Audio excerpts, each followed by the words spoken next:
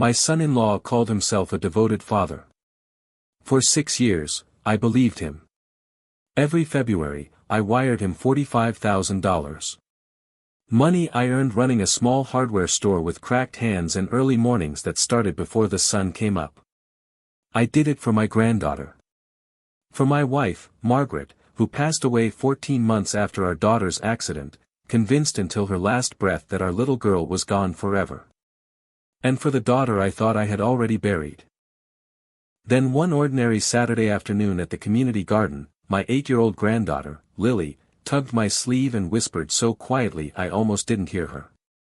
"Grandpa, please stop giving him money." I blinked. She looked over her shoulder toward the gate, then back at me. "Come to the house. You need to see something." And what I found there nearly stopped my heart. Before we go any further, thank you for being here with me today. If this story already has your attention, drop a comment and tell me where in the world you're watching from. It truly helps this channel grow and it means everything to me. Also, a gentle reminder, some details in this story have been changed for privacy and storytelling purposes.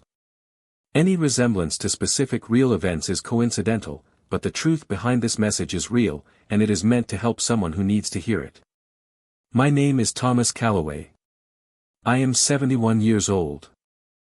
For the last 6 years, I have done my very best to hold together whatever pieces of my family still remained. That means every other Saturday, I take my granddaughter Lily, she just turned 8, to Maplewood Community Garden. She loves the tomatoes.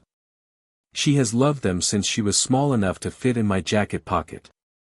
We walk the rows. She names the plants like they are pets. It is our routine. It has been since her mother died. Claire was my daughter. My only child. 6 years ago, she was killed in a collision on State Route 12. Her vehicle crossed the center line on a rainy evening and struck a tree. The fire that followed made identification nearly impossible. A closed casket funeral. Cremated remains. They handed me an urn. I put it on the mantle above the fireplace and told myself she was at peace. 6 months later, my wife Margaret collapsed in the laundry room. The doctors used the word cardiac. I used the word grief. Both were probably right. She had spent every single day after Claire's funeral folding and refolding an old sweater that belonged to our daughter. She would sit at the kitchen table and hold it against her chest like it could bring Claire back. Then one Tuesday morning, she was gone. So now it was just me, Lily, and her father. My son-in-law. Derek. Derek raised Lily alone. Or so I was told. I helped. $45,000 every February, without fail, for 6 years. Because that is what Claire would have wanted. Because that is what family does. Derek's house was a 2-story colonial on Birchwood Lane. Nice neighborhood. I helped with the down payment 3 years ago. Another check I wrote without asking questions. He was polite enough when I visited. Not warm. Polite. The kind of polite that keeps people at arm's length while still taking their money. I told myself he was still healing. I told myself wrong. That Saturday in September felt like any other.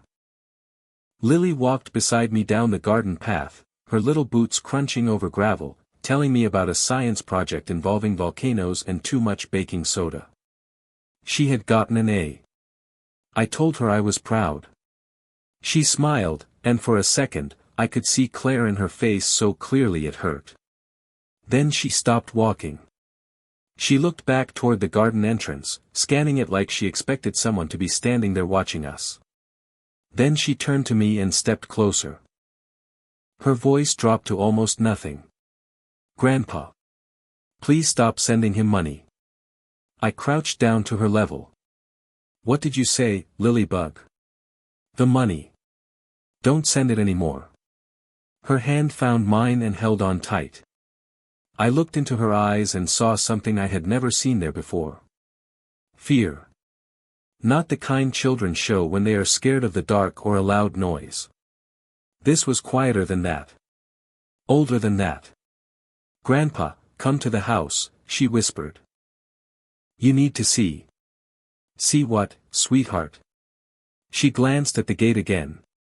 "Just watch him. Watch Daddy. You'll understand."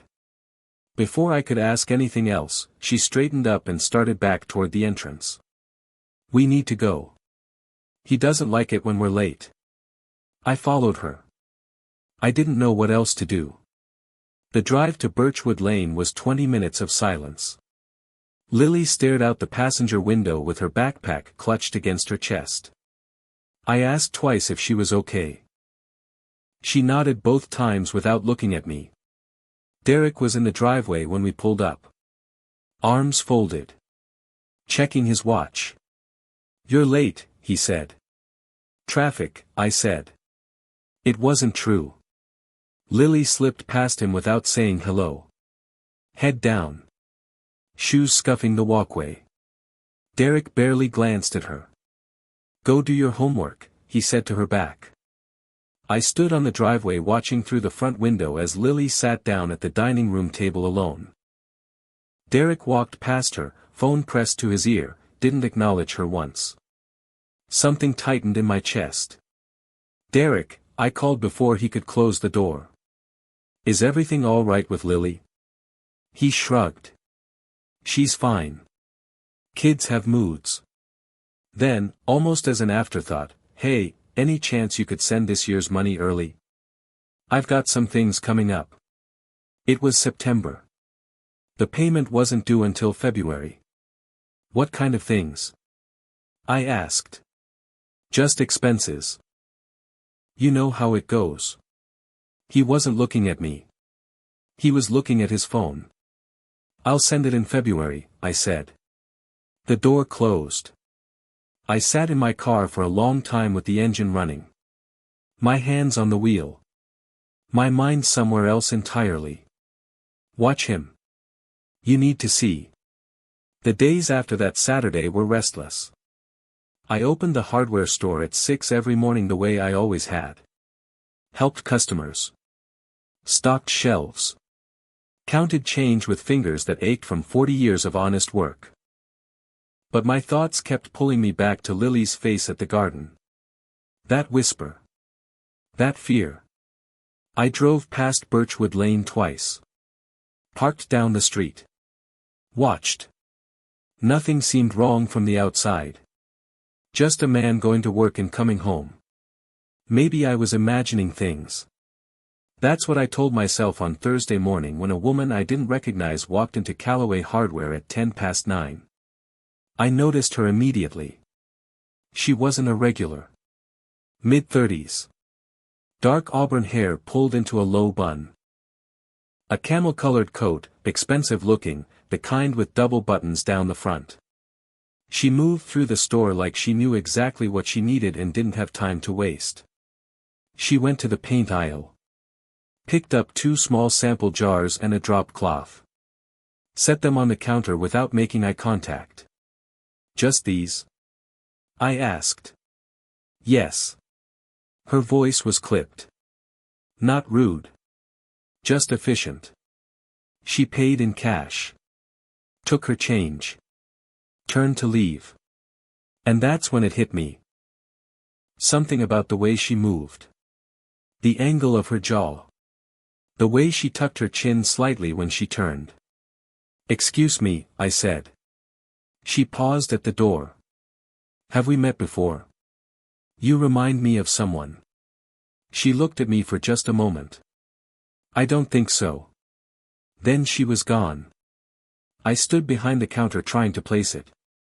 The harder I tried, the more it slipped away. Like trying to read a word through frosted glass. 20 minutes later I stepped outside to adjust the sidewalk sign. She was across the street. Standing beside a dark gray SUV. And she wasn't alone. Derek was with her. He was leaning against the vehicle, relaxed in a way I had never seen him relaxed. She said something. He laughed. She put her hand on his arm, easy and familiar, then opened the passenger door and got in. Derek walked around to the driver's side. I stood on the sidewalk with the sign forgotten in my hands, watching them drive away. Who was she? Why had she come to my store? Why was she meeting Derek here, of all places? I went back inside and stood in the quiet of the store. The fluorescent lights hummed. A ceiling fan turned slowly overhead. Everything looked normal. Nothing felt normal. I pulled out my phone and opened my contacts. Scrolled to a name I hadn't called in months. Frank DeLuca. Retired county detective. 32 years on the force. My oldest friend. The kind of man who noticed things other people walked right past. I typed, "Need to talk. Can you come by the store?" His reply came in under a minute. On my way. Frank DeLuca walked through the door 18 minutes later. Stocky build, gray at the temples, wearing a flannel shirt and the same canvas jacket he'd owned for 15 years. He had a retired detective's way of entering a room, scanning it once, quick and quiet, before he said a word. "You look tired," he said by way of hello. "I am tired." He turned the sign to closed without being asked and pulled up a stool behind the counter. "Tell me." So I told him. Starting with Lily at the garden. The whisper. The fear in her eyes. The way she gripped my hand. I told him about Derek asking for the payment early. About the woman at the store. About watching them drive away together in a gray SUV. Frank didn't interrupt once. He pulled a small spiral notebook from his jacket pocket and wrote things down. "Did you get the plate?" "No. I wasn't thinking fast enough." Description of the vehicle. Dark gray. SUV. Maybe a Ford or Chevy. I'm not sure. He made a note. The woman. Height, build, anything distinctive. 5'5", maybe 5'6". Auburn hair in a bun. Expensive coat. Mid-30s. She came in for paint samples. Paid cash. Frank looked up. Cash. Cash. He tapped his pen against the notebook. And Derek's never mentioned a woman. Never. Not once. But you've been sending him $45,000 a year for 6 years. For Lily, I said. The money is for Lily. Frank's expression didn't change, but something shifted in his eyes. The detective part of him clicking into gear. Thomas. When's the last time Derek gave you any kind of accounting for how that money was used? I opened my mouth. Closed it again. The answer was never. He had never sent a receipt, never explained what he spent it on, never once shown me anything that proved a single dollar had gone toward my granddaughter. Just a text message each February. Got it. Thanks. Sometimes not even that. He's a single father, I said. I assumed. You assumed, Frank said gently. That's not the same as knowing. He set down his pen and looked at me straight. Thomas. An 8-year-old girl whispered a warning to you in a public place. She told you to watch her father. Kids don't do that without a reason. They don't have the imagination to manufacture something like that. I thought about Lily's face. The way she'd scanned the garden gate before she spoke. The way she'd held my hand like she was afraid to let go. What do we do? I asked. We watch, Frank said. I've still got cameras. Recording equipment. All legal for private investigation on public property. We park down from Derek's house and we observe. Routine, visitors, patterns. See if your mystery woman shows up again. And if we find nothing. Then Lily was confused and you sleep better knowing it. He picked up his pen again. But Thomas. In 32 years, I learned to trust gut instinct. Mine is talking to me right now. Mine too, I admitted. So we start tomorrow. 6 in the morning. My car. He stood and tucked the notebook away. Get some rest tonight. I nodded. But we both knew I wouldn't. I should have gone to bed. It was past 11. We were meeting at 6. But I stood in my living room in the dark, staring at the mantle the way I had stood there 1,000 times before. And something felt different tonight. The urn sat where it always sat.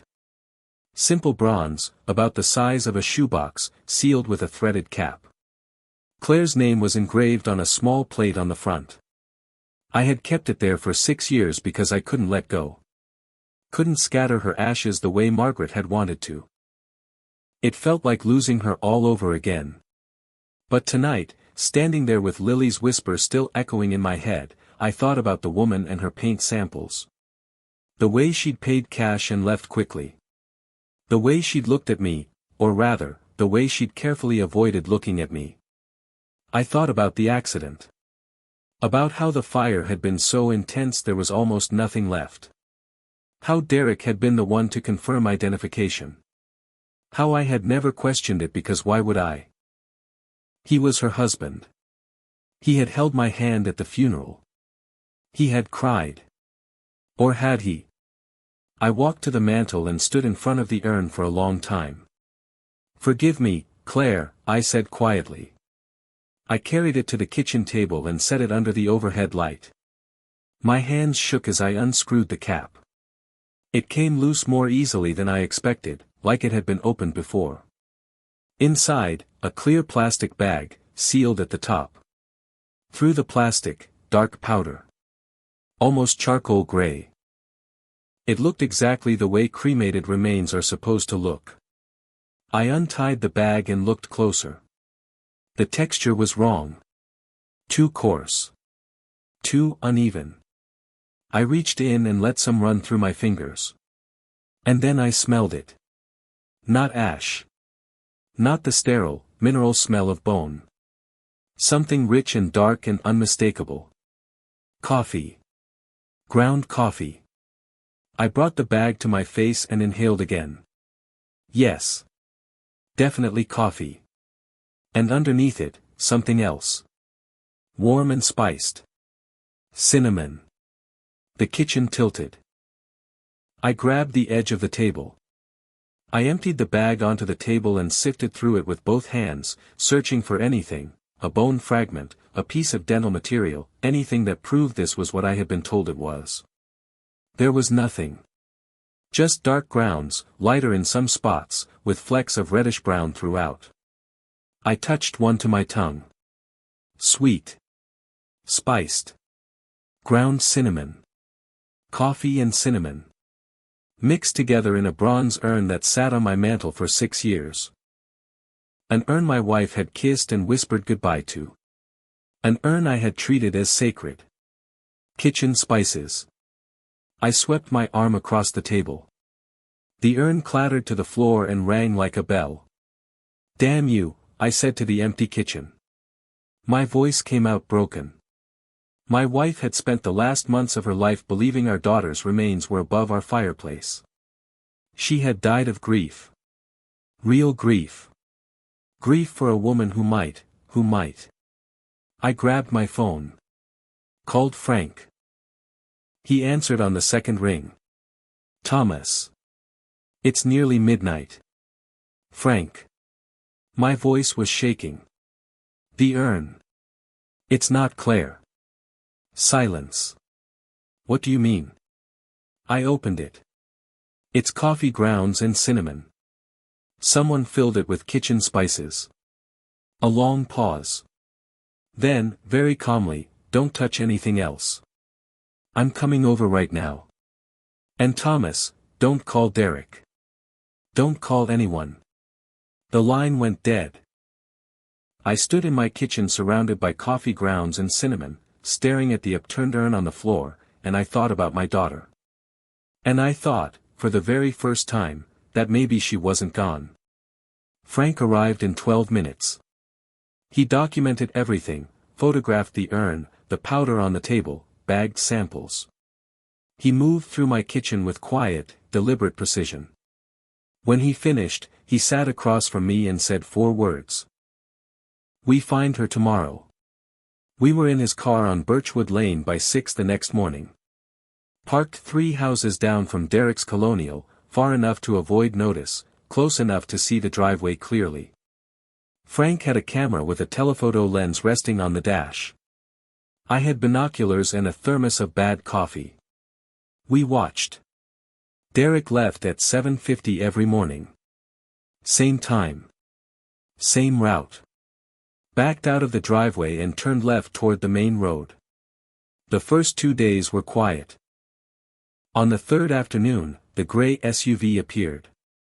It pulled into Derek's driveway at 2:45. The woman, the same woman from my store, got out, walked to the front door, and let herself in. "She has a key," I said. Frank was already photographing. "How long has this been going on, you think?" "I have no idea." We watched through the window as Derek and the woman sat together in the living room. Close together. Comfortable. The body language of people who had been comfortable with each other for a long time. She stayed 2 hours. When she left, Derek walked her to the car. He put his hand at her back as she opened the door. Frank wrote down the license plate. The 4th morning, Derek's routine broke. He left at 9:15 instead of 7:50. Frank started the car. We followed him through downtown, past familiar streets, into an industrial district on the eastern edge of town. Warehouses. Loading bays. Chain-link fencing. Derek turned onto East Commerce Road and pulled into a parking lot beside a large brick building, Unit 6, according to the faded sign above the door. He went inside. Stayed 40 minutes. Came back out and drove away. Frank and I sat across the street in silence. "What's in there?" I said. "That," Frank said, writing down the address, "is what we're going to find out." I spent that night pacing my house. I couldn't eat. Couldn't sit down. Frank called at 7 the next morning.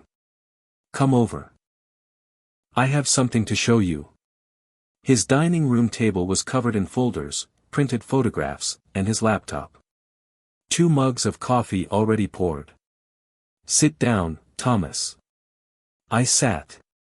He opened a video file. Grainy security footage, the kind you see on local news, black and white, wide angle. A street. The timestamp read 3 days earlier. Cars passed. A delivery van. Then a woman appeared from the left side of the frame, walking along the sidewalk toward Unit 6. "Watch her face," Frank said. She was partially turned away, but as she neared the camera, the angle shifted. Frank paused the video. I leaned in. The image was blurry. But something about the way she held her head. The shape of her profile. The slight forward tilt when she walked, like she was always moving toward something. My heart stopped. "Frank." I ran the image through facial recognition software, he said quietly. Compared it against Claire's driver's license photo from 6 years ago. He opened another window. 2 images, side by side.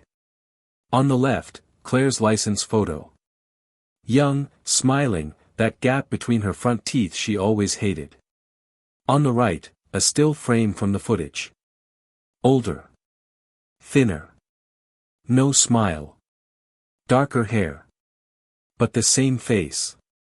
94% match, Frank said. "Thomas.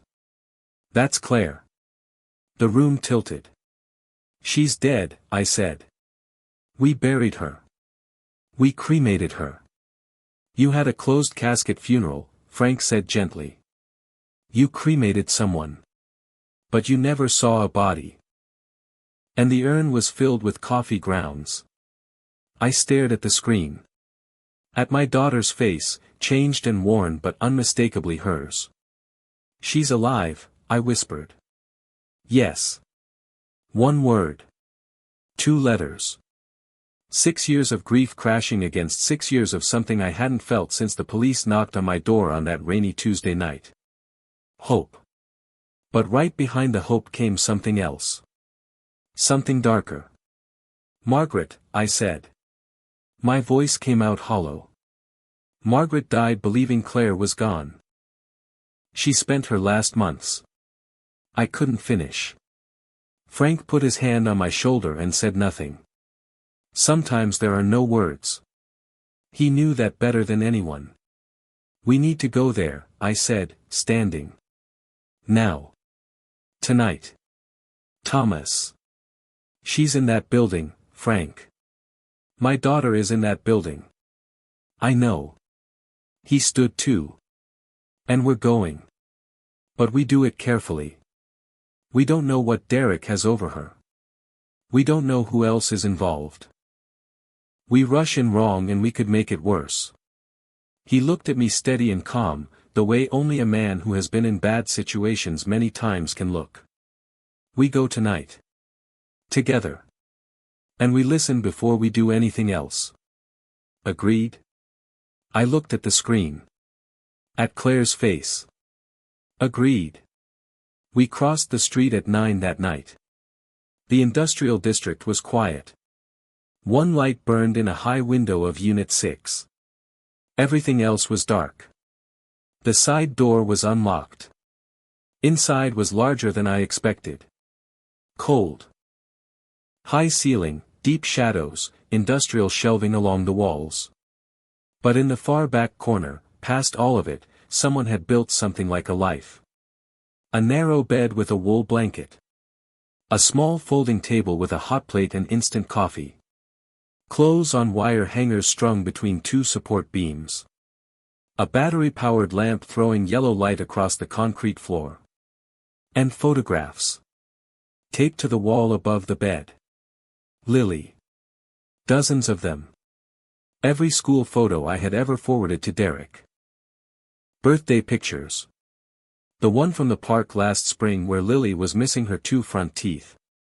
All of them here, on this wall, in this room.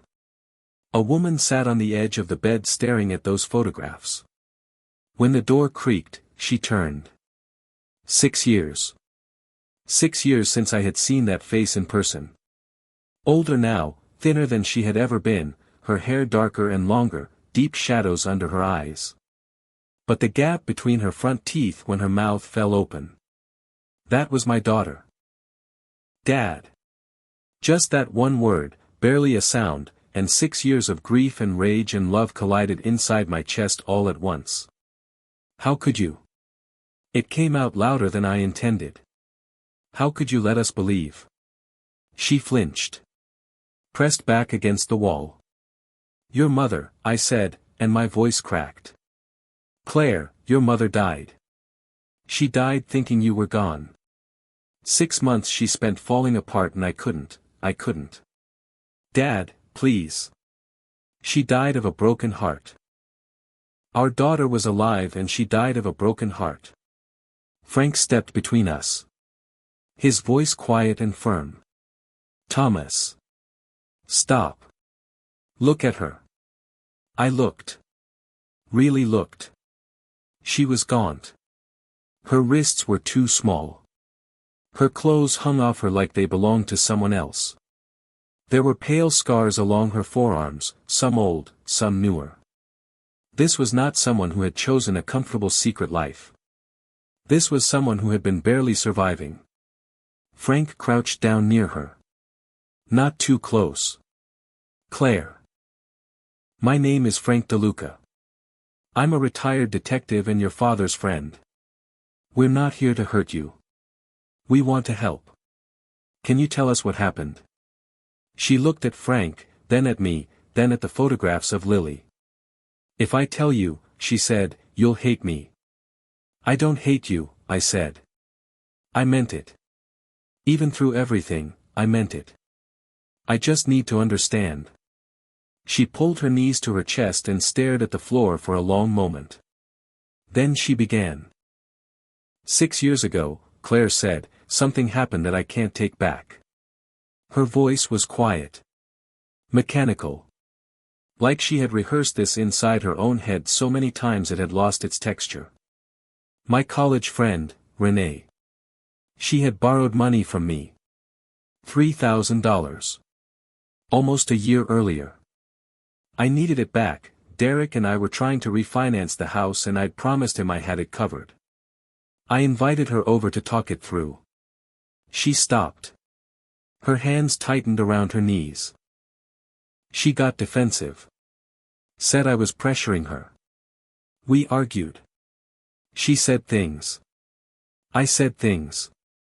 I told her she was irresponsible, that she always found an excuse. She got in my face and She closed her eyes. I pushed her. Not hard. Just to get her away from me. But she stumbled backward and hit the corner of the glass coffee table. Right here. She touched the side of her head above the ear. There was so much blood. She collapsed. She wasn't moving. I panicked. I couldn't feel a pulse. I didn't know what to do so I called Derek. And he came home, Frank said. Within 20 minutes. He walked in and he looked at Renee on the floor and he checked her, and then he looked at me and said, she swallowed. He said she was gone. He said even if it was self-defense, even if it was an accident, I'd probably still face charges. That Renee's family would push for it. That I could lose everything. Lose Lily. Lose you and Mom. She looked at me. He said he knew someone who could help. That the only way out was if I disappeared. If everyone thought I was dead, no one would connect me to what happened with Renee. He said he'd take care of everything. And you trusted him, I said. He was my husband, Dad. Her voice broke. And I was terrified. Frank leaned forward. Claire. The night Renee fell. When Derek checked on her, did you see him do it? Or were you? I was crying. I was panicking. I saw him crouch down beside her and then he looked at me and said. But you didn't see him actually check for a pulse yourself. She stopped. Frank pulled out his phone. Scrolled. Then turned the screen to face her. I ran Renee's name through public records yesterday. Claire stared at the screen. Her face went white. That's impossible, she whispered. That photo was taken 11 weeks ago at a coffee shop 3 miles from here. That is Renee.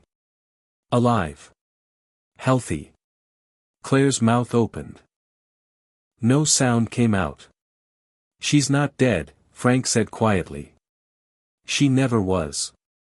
And I don't think she was ever seriously hurt. No. Claire shook her head. No. I saw her. She fell. There was stage blood, Frank said. Theater makeup. A planned fall. Because I've been doing some digging, Claire, and Derek and Renee have been seeing each other. They were seeing each other before that night.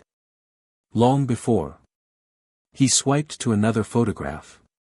Derek and Renee at a restaurant. Close. Smiling. He swiped again. A hotel lobby. Again. A park bench. Hand in hand. They planned it, Frank said. The argument was scripted. The fall was staged. They used your fear and your panic and your trust in your husband to make you believe you'd done something unforgivable. And then Derek used that belief to lock you in here. The warehouse was completely silent except for Claire's breathing. Why, she finally said. It wasn't really a question. I answered it. Money, I said. My voice sounded strange to me. Hollow. My money. I've been sending Derek $45,000 a year for 6 years. $270,000 total. For Lily. Or so I believed. Claire turned to look at me. Her expression was something I had no name for. I didn't know, she whispered. Dad, I swear I didn't know. I know you didn't. Frank stood. There's one more thing. He opened another screen on his phone. Derek has an offshore account. Opened the week after Claire's accident. I also found a wire transfer from 2 weeks ago. Just over $65,000 moved to a second account in the Cayman Islands. He looked at both of us. He's planning to run. Him and Renee. Take the money and disappear. Claire sat on the concrete floor of a warehouse where she had lived for 6 years, surrounded by photographs of a daughter she had not been able to hold, and I watched the last pieces of a 6-year lie assemble themselves in front of her eyes. He used me, she said. He let Mom. She couldn't finish. I moved toward her and crouched down and put my hand on her shoulder. She flinched. Then she looked at me. Really looked at me. And I saw my daughter in there, underneath all of it. This is not your fault, I said. Not one piece of it. She started crying. Not politely. The way people cry when they've been holding something for 6 years and there is nothing left to hold it back with. I pulled her into my arms and held on. Frank gave us a moment. Then he cleared his throat. We need to move fast, he said. If Derek is planning to leave the country, we have very little time. We need evidence. The kind that sticks in court. And I have an idea. We met at Frank's house the next morning. Claire had slept in my guest room for the first time in 6 years in a real bed. I heard her crying through the wall at 2 in the morning. I didn't knock. Sometimes grief needs to be private. Frank's dining table was covered in printed documents and equipment when we arrived. A detective's organized chaos.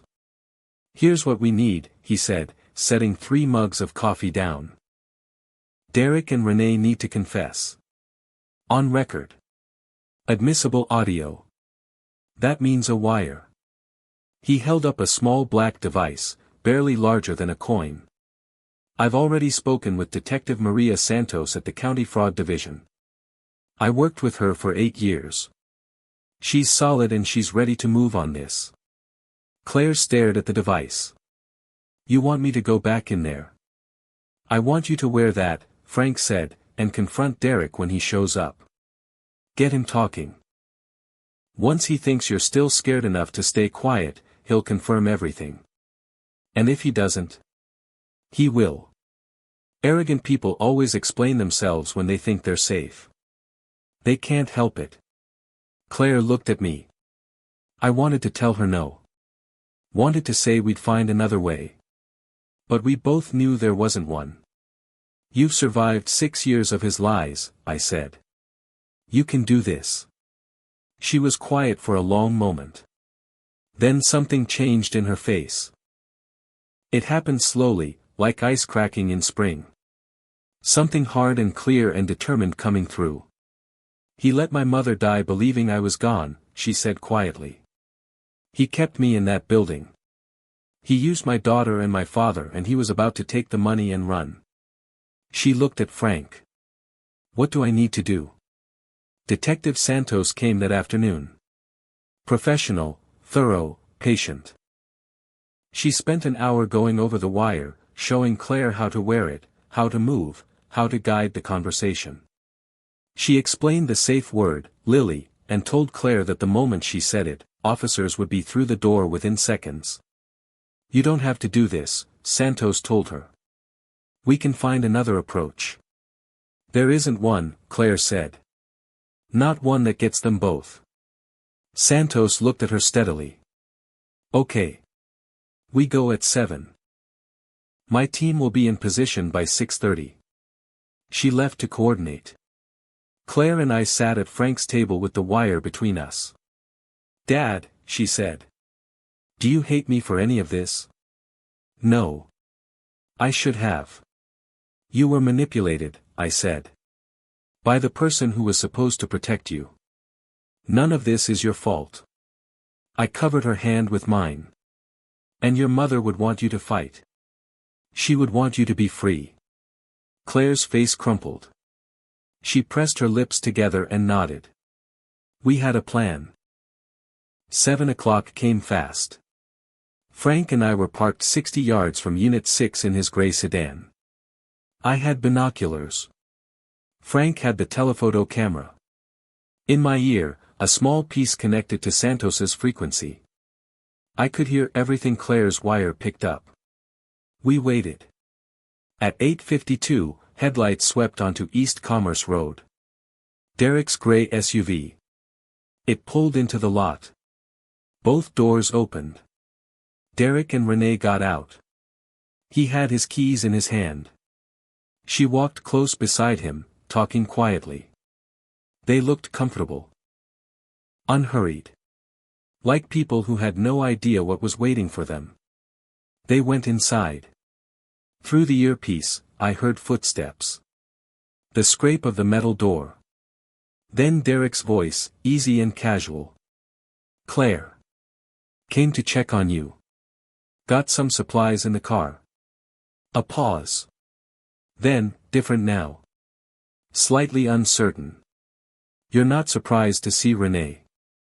Claire's voice came through clear and steady. "I know, Derek." "Know what?" "I know Renee is alive.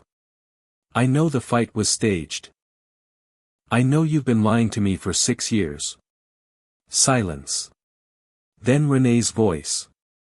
Calm. Almost curious. "How did you find out?"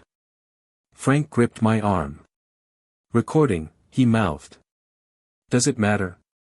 Claire said. "You lied. Both of you. You made me believe I'd hurt someone. You kept me locked in that building. And you," her voice caught, then steadied. "You let my mother die thinking I was gone." Derek's voice shifted. Harder now. Less casual. "You were supposed to stay hidden." "Hidden from what?" "The police were never looking for me, were they?" A pause. Then. "No," Derek said. "They weren't. So tell me why. Tell me why you did it." Renee spoke first. "Because we needed the money, Claire." Just like that. No hesitation. "Your father's money," Derek said. 45,000 a year. It paid for everything. This was just business. I felt Frank's hand tighten on my shoulder again. "Keeping me in the car." "My mother died," Claire said. Her voice was very quiet. "She died grieving for me." "That wasn't part of the plan," Renee said. "But honestly, it helped. Made your father more generous. More committed to supporting Lily." Frank had to physically hold me back in that moment. "How did you arrange the funeral?" Claire asked. "The body. All of it." Derek actually laughed. A small, satisfied sound. "My cousin Marcus. Works at the county morgue. He found us someone who'd passed without any family. Nobody to ask questions. Falsified the documentation. The fire took care of the rest. Your father never questioned it. Why would he? And the urn." Renee's voice held a trace of amusement. "Coffee grounds and a little cinnamon. Your father kept that on his mantle for 6 years and never once opened it." "We're leaving tomorrow," Derek said. "Grand Cayman. New accounts, new identities. The money's already transferred." "What about Lily?" A pause. "She'll be fine. Your father will keep paying or not. Doesn't matter to us now. You're just going to leave her." Derek's voice was cold. "She's not my problem anymore." The silence that followed lasted about 4 seconds. Then Claire said, and her voice didn't shake at all. "Take me with you." Frank's head snapped up. We hadn't planned this. Derek and Renee went quiet. Whispering too low for the wire. Then Renee spoke, louder. "She knows too much. She comes with us," Derek said slowly. "Or we make sure she can't tell anyone." The threat landed in my earpiece like a stone. I was out of the car before Frank could stop me. I heard him behind me shouting into his radio, "All units, move now, go, go, go." Sirens. Lights.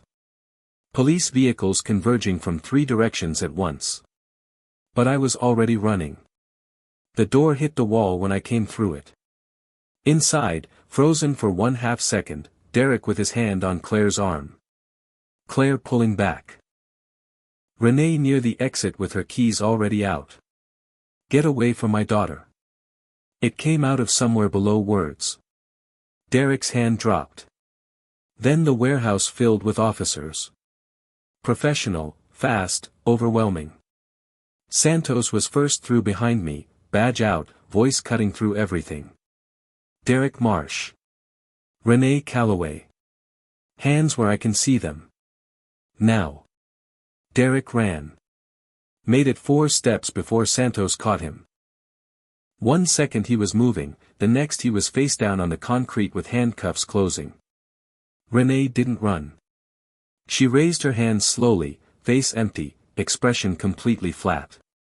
Like none of this was particularly interesting. I crossed the floor in 3 strides and wrapped my arms around my daughter. She collapsed against me. 6 years of terror and isolation and guilt pouring out all at once. "It's over," I said.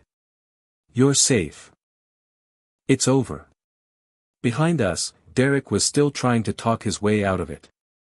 "This is a misunderstanding. She wanted to disappear. We gave her that. She's not stable, she's been." Santos held up a small device.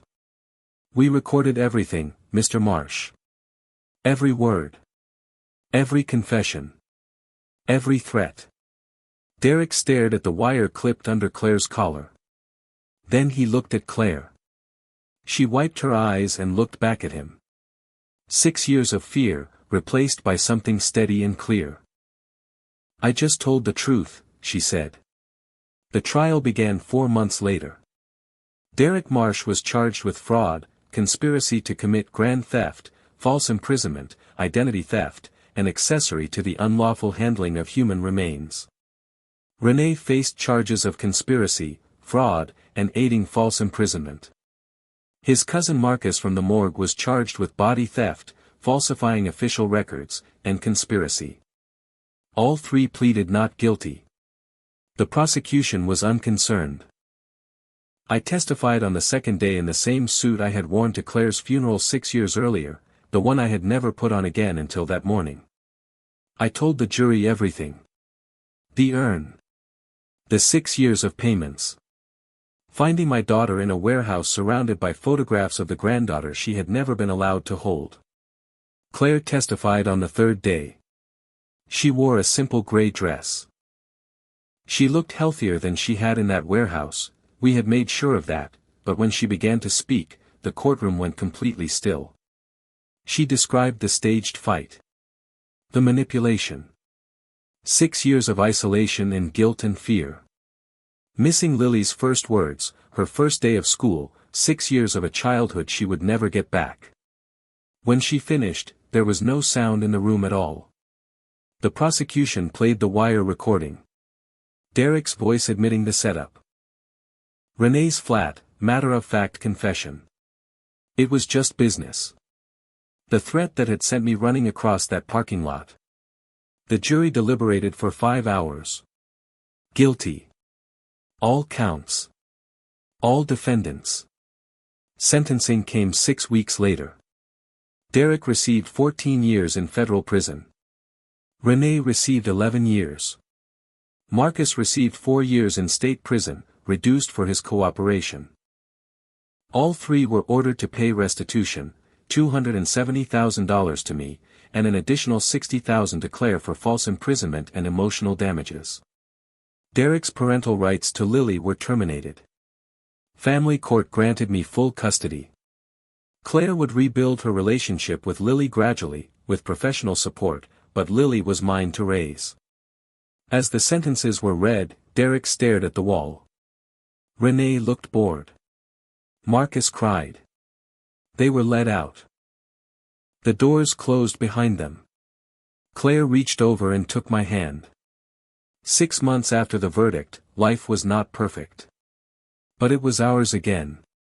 Claire had a small apartment 8 minutes from my house. She worked mornings at Callaway Hardware, learning the business the way I had learned it from my father, slowly, with her hands, with patience. She took classes at the community college 2 evenings a week. Independence came in pieces, but it came. She saw Lily 4 times a week. Sometimes at my house, sometimes at the park where Lily had first grabbed my sleeve and whispered her warning. Sometimes the 3 of us sat down for dinner and it almost felt like the life we were supposed to have had. Lily was in therapy. Resilient in the way children sometimes are, not because the damage hadn't reached her, but because children are built to keep growing toward the light even when the soil is wrong. Last month, she asked Claire to teach her how to make braid bread, the braided kind my mother used to make. They spent an afternoon in my kitchen, flour on their hands, Lily standing on a step stool. When they pulled it out of the oven, Lily looked at it and said, "Mom helped me make this." Claire excused herself to the back porch and stood there for a while looking at the yard. Most of the restitution money had come through. I put half into a college trust for Lily. I gave Claire a portion to stabilize herself. The rest I donated to a women's advocacy organization in Margaret's name. Margaret, who died never knowing. We visit her grave on Sunday mornings. Claire brings white chrysanthemums. Lily talks to her the way children talk to people they wish they'd known. Hi Grandma Margaret. I'm Lily. Just because some things are private. To you, watching this right now. I spent 6 years carrying a weight I didn't even know I had. 6 years paying into a lie. 6 years mourning a daughter who was alive and imprisoned while I stood at a grave and talked to a headstone. When I finally learned the truth, my first instinct was not justice. It was rage. Pure, burning rage. I wanted Derek and Renee to suffer the way my family had suffered. The way Margaret had suffered. The way Claire had suffered alone in that warehouse with nothing but photographs of a daughter she couldn't touch. But something, call it grace, call it wisdom, call it Frank DeLuca holding my arm and saying wait, something pulled me back from the edge of acting out of rage. And because I waited, because I trusted the truth instead of my anger, I got my daughter back. I didn't get Margaret back. That is the wound that doesn't close. But I got Claire. And I got Lily. And some Sunday evenings, the 3 of us sit at my kitchen table and there is laughter in this house again. Here is what I want you to take from this. Don't let grief blind you. Ask the hard questions even when they're painful. Don't confuse patience with passivity. Don't let people use your love as a weapon against you.